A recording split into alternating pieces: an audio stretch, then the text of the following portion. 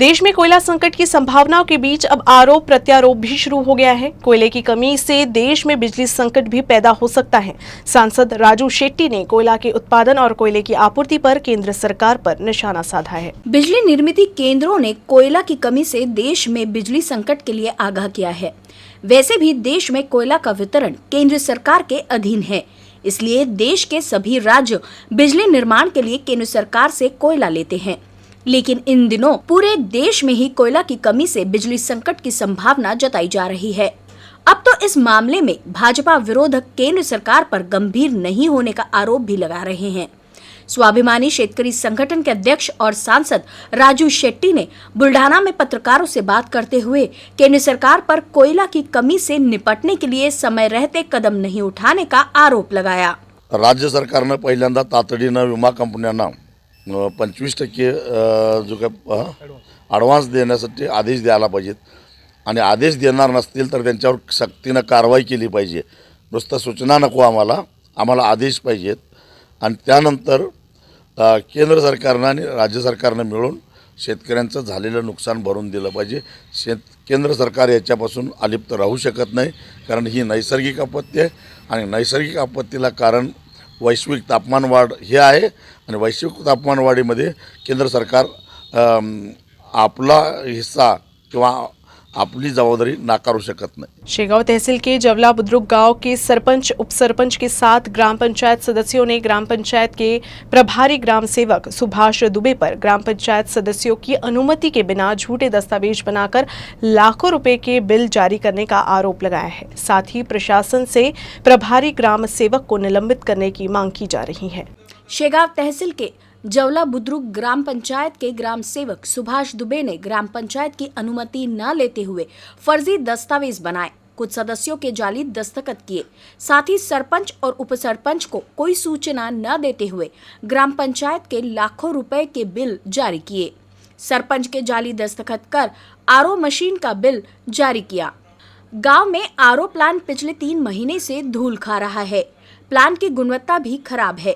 पूरे प्रकरण के खिलाफ गांव के लोग, सरपंच, उप सरपंच और सभी सदस्यों ने शेगांव पंचायत समिति गट विकास अधिकारी को शिकायत की। ग्राम सेवक सुभाष दुबे के खिलाफ 6 लाख रुपए की हेराफेरी का मामला दर्ज कराया गया है। हे कोणत्याही प्रकारची गावकऱ्यांना व मेंबर सरपंचांना कोणत्याही प्रकारची माहिती नसताना या योजना राबवण्यात आली। ही योजना सरकार मान्यता 15 आयुक्ताच्या आयोगामधून 6 लाख रुपयाची होती, परंतु परस्पर जास्तीत जास्त समजा 1.5 लाखापर्यंत हे सामान इथं आणून पडलेले आहे आणि कोणत्याही प्रकारची योजना सुरू नाही। 6 लाख रुपये पूर्णपणे SM दुबे साहेब यांनी पूर्णपणे काढून घेतले। या 6 लाख रुपयाची चौकशी करण्यात यावी सरकारने। ग्राम सेवक सुभाष दुबे को पहले भी विभिन्न मामलों में 3 बार निलंबित किया जा चुका है। इसके बावजूद संबंधित गट विकास अधिकारी पर उनका समर्थन करने का आरोप किया जा रहा है। ग्रामसभा घेतली, तात्पुरते घेतली आणि बाहेर ठरवलं चालला जातो। माझा 2 वेळा अर्ज होता की कायमस्वरूपी ग्राम विकास अधिकारी देण्यात यावा। हा प्रभारी ग्रामसेवक 3 वर्षापासून कायम आहे, त्याची बदली करण्यात यावी। या अर्जावर विचार झाला नाही। त्यांनी गावातील नागरिकांना किंवा सदस्यांना, सरपंचांना कोणत्याही प्रकारची माहिती न देता परस्पर पैसे काढले गेले। तो आरोप प्लान हा तसा धूळखात पडेल आहे, हा अद्यापही सुरू झालेला नाही। कोरोना महामारी की वजह से करीबन 1.5 साल से रेल यातायात बाधित हुई। यात्री रेलवे बंद होने के कारण रेलवे स्टेशन की 2 व्हीलर पार्किंग व्यवस्था भी बंद पड़ गई है। तत्कालीन पार्किंग ठेकेदार का कालावधि समाप्त होने के कारण फ्री पार्किंग का बोर्ड लगाया गया है, जिसकी वजह से रेलवे स्टेशन पर यात्रियों के वाहन सुरक्षित नहीं है। करीब 1.5 साल बाद सभी लेन देन सुचारू रूप से शुरू होने पर भी अकोला रेलवे स्टेशन पर यात्रियों की संख्या उम्मीद से कम है। पार्किंग ठेकेदार को निवेश लागत जितना भी मुनाफा न होने के कारण उन्होंने रेलवे स्टेशन प्रबंधन से कॉन्ट्रैक्ट रद्द कर दिया, जिस वजह से यात्रियों की गाड़ियां लावारिस अवस्था में दिखाई दे रही है। हालांकि नई टेंडर प्रक्रिया रेलवे प्रशासन द्वारा लागू कर दी गई है, लेकिन एक तस्वीर ये भी है कि रेलवे प्रशासन की अत्यधिक दरों के कारण ठेकेदार इसका जवाब नहीं दे रहे हैं। नई निविदा प्रणाली पर कोई प्रतिक्रिया न मिलने के कारण आज रेलवे स्टेशन के सामने दोपहिया वाहन लवारिस खड़े हैं। यहाँ यात्रियों की कारों की कोई सुरक्षा नहीं है। यात्रियों के वाहन रेलवे स्टेशन के सामने पार्किंग जोन में लावारिस खड़े हैं, जिस वजह से यात्रियों की गाड़ियों से पेट्रोल की चोरी यहां आम बात हो गई है। हमारे प्रतिनिधि द्वारा पार्किंग के संबंध में रेलवे प्रशासन से पूछताछ करने पर जवाब के तौर पर जल्द ही दोपहिया पार्किंग के लिए नए टेंडर खोले जाएंगे, वरिष्ठ कार्यालय को सूचित करने की बात बताई गई। लेकिन आज यहां सैकड़ों यात्रियों के वाहन लावारिस खड़े होने के दृश्य नजर आ रहे हैं। महाविकास आघाड़ी द्वारा सोमवार को किए गए महाराष्ट्र बंद के आह्वान को अकोला में काफी अच्छा प्रतिसाद मिला। जिले के महाविकास आघाड़ी के अध्यक्ष व पदाधिकारियों ने विदर्भ चैम्बर ऑफ कॉमर्स को विनती करने पर दोपहर 1 बजे तक सभी व्यापारियों ने दुकानें बंद रखकर इस बंद को सफल बनाया। पिछले 1.5 साल से कोरोना के कारण बंद पड़े लेन देन धीरे धीरे फिर से शुरू हो रहे थे। इसी बीच महाविकास आघाड़ी ने उत्तर प्रदेश में लखीमपुर की घटना के विरोध में महाराष्ट्र बंद का आह्वान किया था। अकोला में व्यापारियों ने कुछ देर के लिए अपनी दुकानें बंद कर दी। हालांकि दोपहर 1 बजे के बाद दोबारा सभी लेन देन सुचारू रूप से शुरू हो गए। अकोला जिला कपास और सोयाबीन का प्रमुख बाजार है। कृषि उत्पन्न बाजार समिति बंद होने के कारण किसान अपनी उपज मंडी में नहीं लाए। प्रतिष्ठान बंद होने के कारण दोपहर में भी बाहर से खरीदारी नहीं आए। बंद का असर खुदरा दुकानदारों पर पड़ा। दोपहर में व्यापारियों ने अपनी दुकानें खोली, लेकिन ग्राहक नहीं आए। कांग्रेस, राकपा और शिवसेना जैसे राजनीतिक दलों ने बंद का आह्वान किया, जिससे अकोला में आर्थिक कारोबार प्रभावित हुआ। 1 वाजेपर्यंत जो व्यापारावर परिणाम थोडाफार झालेला आहे, पण त्याच्यानंतर बंद पुकारल्यामुळे ग्राहकांना असं वाटलं की बंदच आहे, त्याच्यामुळे आज ग्राहकी फार कमी आहे, त्याच्यामुळे व्यापारावर तो परिणाम झालेलाच आहे आणि सगळ्यांनी रिक्वेस्ट केली होती म्हणून आम्ही ते 1 वाजेपर्यंतचा बंद घेतलेला होता। नाही, सगळ्यांनी विनंती केली, रिक्वेस्ट केली आणि सगळे आमदार, माजी महापौर सगळेच आले होते। त्यांच्या विनंतीला मान देऊन आम्ही साधारणतः 12:30 पर्यंत बंद करायचा ठरवलं होता। चेंबर जनरली कुठल्याही राजकीय पक्षाला बंदला कुठे समर्थन देत नाही, पण सगळे आमदार आणि महापौर सगळ्यांनी म्हटल्यानंतर आम्ही असं ठरवलं की बा फुलने फुलाची पाकळी त्यांचा मान ठेवून आम्ही तो बंदमध्ये सगळ्या सहभागी झालो होतो।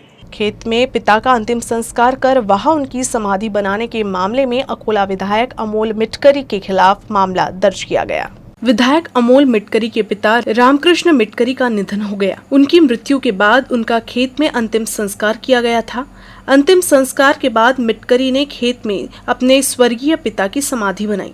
हालांकि उन्होंने इस संबंध में किसी सरकारी अनुमति की मांग नहीं की। समाधि में विट्ठल की एक मूर्ति भी स्थापित की गई थी और वहां एक ओटा भी बनाया गया था। कई लोगों ने धार्मिक भावना को आहत पहुंचाने का आरोप लगाया। अकोट कोर्ट में मामला दर्ज करने के बाद विधायक मिटकरी के खिलाफ अकोट कोर्ट के आदेश पर प्रारंभिक जांच रिपोर्ट दाखिल की गई है।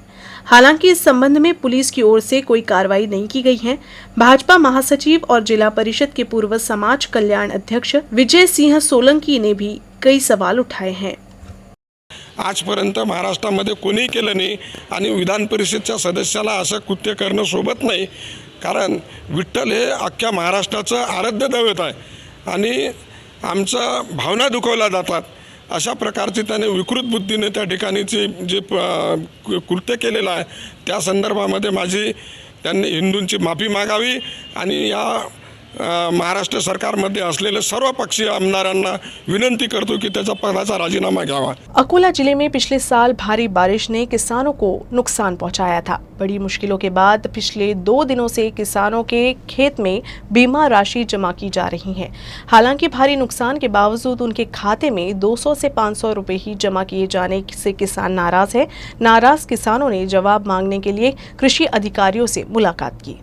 बुल्ढाना जिले में पिछले साल लगातार बारिश से सोयाबीन, अरहर, उड़द और कपास की फसलों को भारी नुकसान हुआ है। किसानों ने फसल बीमा में सबसे ज्यादा सोयाबीन फसल बीमा निकाला था। किसानों ने फसल बीमा कंपनी को 900 रुपए प्रति हेक्टेयर का भुगतान किया था। ऑनलाइन बीमा का भुगतान करने में 200 रुपए का खर्च आया। इस बीच फसल बीमा कंपनी को 100% नुकसान के लिए कम से कम 40,000 रुपए से 43,000 रुपए प्रति हेक्टेयर का भुगतान करने की उम्मीद थी। हालांकि भुगतान किए गए प्रीमियम से कम यानी 200 रुपए, 300 रुपए और 500 रुपए किसानों के खातों में जमा किए गए।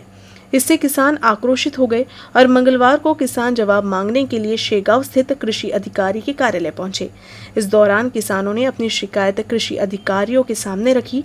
बुधवार तक किसानों की समस्या का समाधान नहीं हुआ तो कृषि कार्यालय पर ताला लगाने की चेतावनी भारतीय जनता पार्टी ने दी है। बाईट आम्ही प्रश्न विचारला असता की एवढी कमी नुकसान भरपाई होऊ शकते काय, त्याचं उत्तर इथले तालुका कृषी अधिकारी गायकवाड साहेब किंवा मंडल कृषी अधिकारी यांनी कोणत्याही प्रकारची माहिती आम्हाला दिली नाही। आम्ही आज त्यांना एक प्रकारचा आंदोलनाचा इशारा असा दिला आहे की उद्यापर्यंत तुम्ही आम्हाला याची संपूर्ण माहिती द्यावी, हे बरोबर आहे काय किंवा याच्या कोणत्या पद्धतीने तुम्ही आम्हाला पैसे दिले आहे याची जर संपूर्ण त्यांचं समाधान उद्यापर्यंत त्यांनी आमचं जर करू शकले नाहीत तर येणाऱ्या गुरुवारी म्हणजे परवा तारखेला आम्ही तालुका कृषी अधिकारी ऑफिसला ताला ठोको आंदोलन करू आणि आम्हाला मिळालेले पैसे हे परतसुद्धा आम्ही त्याच दिवशी शासनाला करण्याचा इशारा या माध्यमातून आम्ही देतो। डॉक्टर पंजाबराव देशमुख कृषि विश्वविद्यालय के स्थापना दिवस के अवसर पर कृषि विश्वविद्यालय की ओर से लगातार शिवार फेरी की गतिविधियां संचालित की जा रही हैं। अकोला, अमरावती और वाशिम की शिवाल फेरी का आयोजन मंगलवार को डॉक्टर पंजाबराव देशमुख कृषि विश्वविद्यालय में किया गया। इस मौके पर वैज्ञानिकों ने किसानों के सवालों और शंकाओं का समाधान किया। शिवार फेरी में बड़ी संख्या में किसान भी शामिल हुए।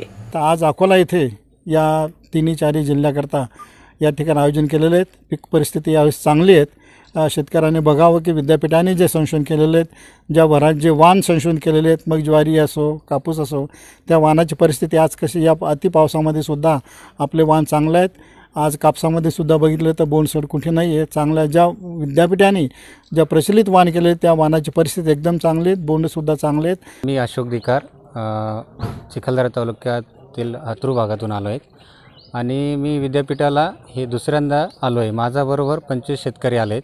तर आम्ही ह्या शिवार फेरीमध्ये फळझाडचा प्रकल्प बघितले, कपाशीचे बघितले, ज्वारीचे बघितले आणि कोरडवाहू शेतीच्या बाबतीत बघितले आणि हे तंत्रज्ञान शिकून आम्ही आमच्या गावी जाऊन याचा विद्यापीठाच्या तंत्रज्ञान निश्चितच आम्ही याचा फायदा करून घेईल।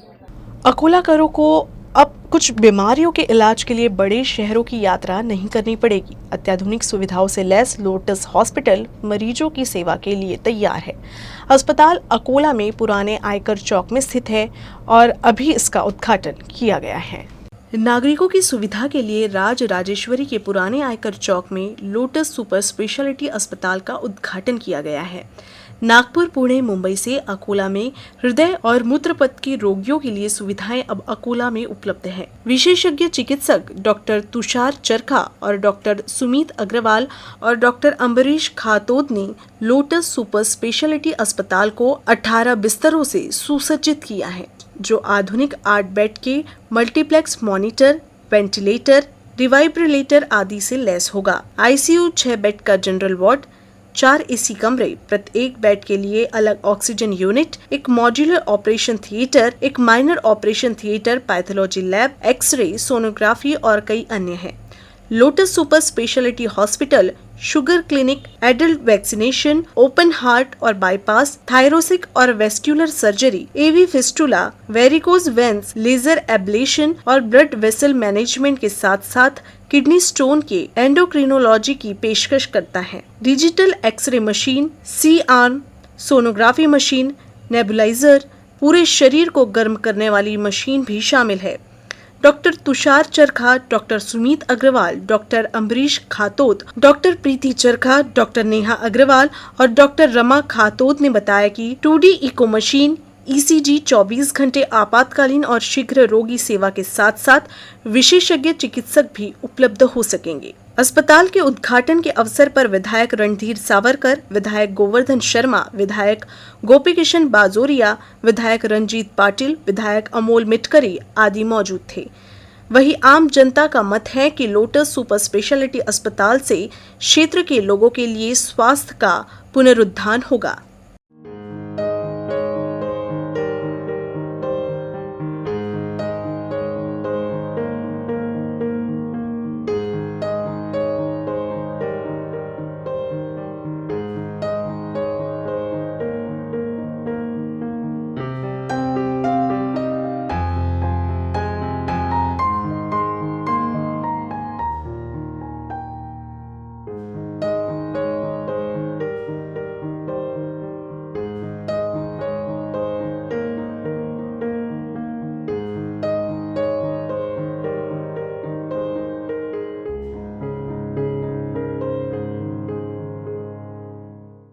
Doctor Tushar Charkha MD medicine, doctor Amrish Khatod CVTS surgeon, doctor Sumit Agarwal urologist हे राजेश्वर नगरी रुग्णांना, गरजू रुग्णांना सेवा देतील.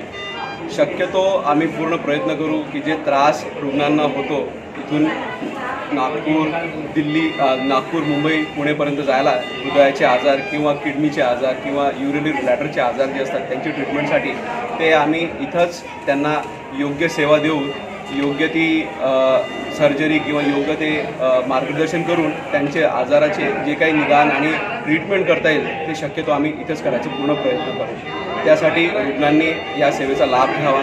दिनांक 10 ऑक्टोबर 2021 पासून आम्ही रुग्णसेवेत आपला लोटस सुपर स्पेशालिटी हॉस्पिटल लोकार्पण करतो.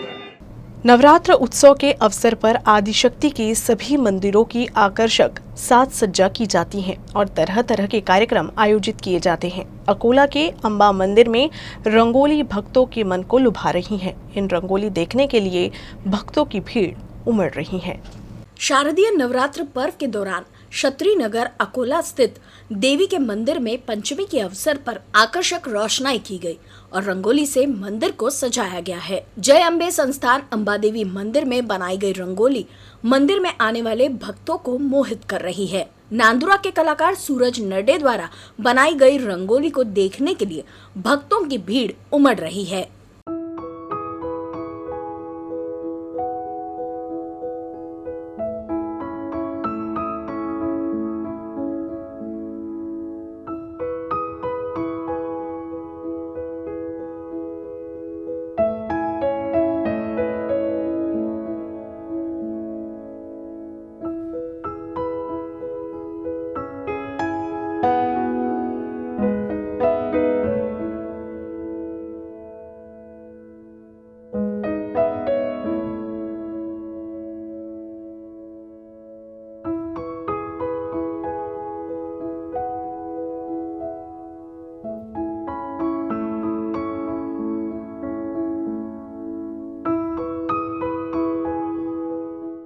न्यूज रूम से बस इतना ही. खबरों का सिलसिला यूं ही चलता रहेगा. आप देखते रहिएगा UCN न्यूज अकोला.